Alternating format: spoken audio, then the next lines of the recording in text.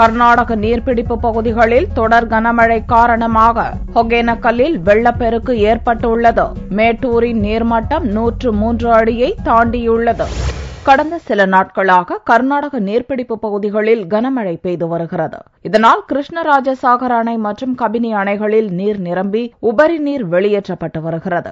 இதன்படி காவிரியிலிருந்து 28,000 கன அடி நீர் ஒகேனக்கல்லுக்கு வந்து கொண்டிருக்கிறது. வெள்ளியன்று கிருஷ்ணராஜசாகர் கபினி அணைகளில் இருந்து வினாடிக்கு 31,000 கன அடி உபரி நீர் வந்தது. பிலிகுண்டுவிற்கு வந்து சேர்ந்த காவிரி நீரை மத்திய நீர் ஆணைய அலுவலர்கள் அளவீடு செய்து வருகின்றனர். இந்நிலையில் மேட்டூரின் நீர்மட்டம் சனிக்கிழமையன்று காலை நிலவரப்படி 103.33 அடியை தாண்டியது. மேட்டூருக்கு வினாடிக்கு 24,666 கன அடி நீர் வந்து கொண்டிருக்கிறது. அணையிலிருந்து வினாடிக்கு 20,900 கன அடி நீர் வெளியேற்றப்பட்டு வருகிறது. இந்நிலையில் வைகை அணையிலிருந்து முதல் போக சாகுபடிக்காக 900 கன அடி நீர் திறக்கப்பட்டுள்ளது. தேனி மாவட்டம் ஆண்டிப்பட்டி அருகே உள்ள வைகை அணையின் நீர்மட்டம் 52 அடி. அணையின் நீர் இருப்பு 2,278 மில்லியன் கன அடியாக உள்ளது. அணைக்கு வினாடிக்கு 317 கன அடி நீர் வீதம் தண்ணீர் வந்து கொண்டிருக்கிறது.